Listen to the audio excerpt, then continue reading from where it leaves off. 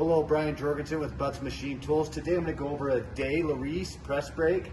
It is a model 17510, which stands for it's a 10-foot, 175-ton machine.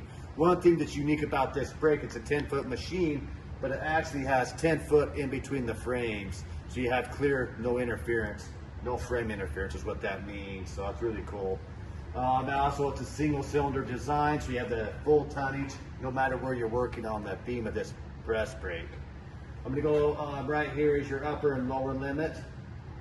Switch is here, as you can see. I'm going to go ahead and turn it on. Just make a simple bend with it.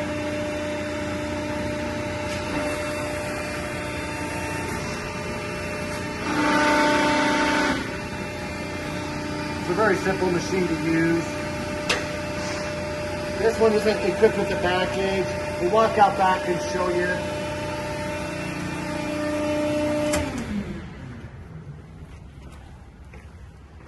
As you can see here, it's got an extra die holder with the machine.